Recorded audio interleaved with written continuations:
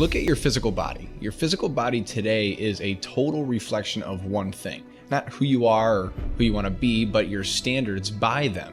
It's the identity you have for yourself. If your standard is that you're an athlete, then there's a certain amount of strength, muscular strength, and endurance and energy that's in your body on a regular basis because that's who you are. So you do whatever's necessary to maintain that identity. You know, the strongest force amongst us humans is the need to stay consistent with how we label ourselves. Because if you don't know who you are, you don't know how to act. And once you lock in that label, your brain is designed to keep you there. If you say, man, I'm overweight, I've always been overweight, I'm big boned, and then that's the story you've got. And you're always going to find a way to get back there. And that's your settling point, and that's your identity, and that's where you lock in with who you are. If you ask someone who's in great shape, hey, do you work out? You know the answer already is yes. If you ask them how often, they'll usually say something like 3, 4, 5 times a week. And in public gatherings, I will even ask people how many times a week they work out. And the ones that answer those 3, 4, 5 times a week truthfully, you can just tell by looking at their body. The ones that are lying, of course, you can usually tell by their body and the way they said it. You don't just get a result without some sort of action. A ritual, which is an action that you do consistently. Now, do you think those people out there working out the 5 days a week have more time than you? Or me, or someone, anyone else? Of course not. Is their life less busy? Of course not. It's just a must for them. They must work out that way as it made their life change. So I'm not saying you have to work out 5, 4, even 3 days a week. We can want that result of what the multiple workouts per week result in when done consistently, but wants don't get met consistently. Standards do. Whatever you label yourself as, this is who I am. So it's not as much about changing your identity as it is to expanding it. And now deciding that instead of your goal to lose, say, 10 pounds, which is not compelling at all, what if your vision was to get back to my high school wrestling weight or my wedding weight?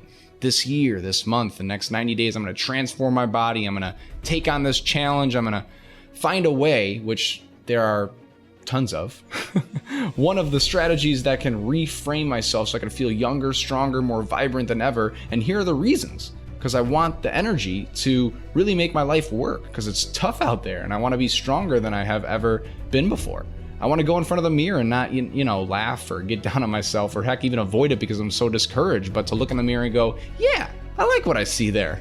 I want something to make me laugh, to move me to another level. I want something to identify myself and move me to a new level and embody that feeling every day that I can become the standard to how I live.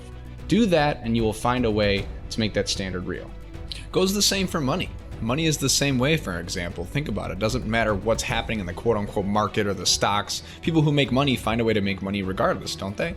I mean, most people's standard is to simply pay their bills. So that's what most people find a way to do, even when times get tough. Most people, that is their absolute standard and they find a way. Some people's standard is to pay their bills most of the time, and most of the time they do.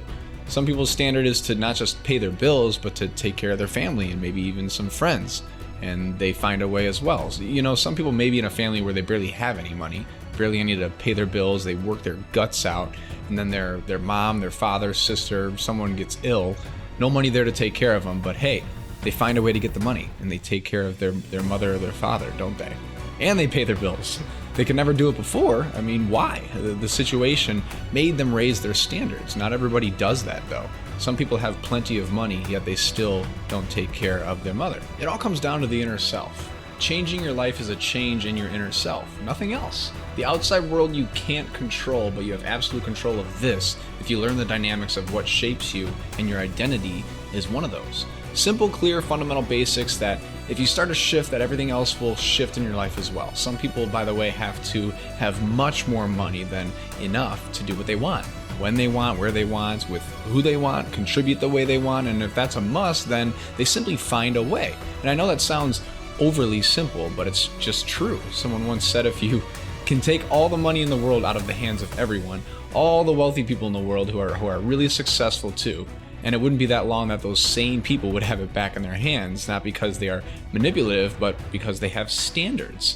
I mean, some are manipulative, don't get me wrong, but primarily because of a standard that they are going to find a way to make it happen. I'm just saying, take those 3 magic words and live them. Raise your standard.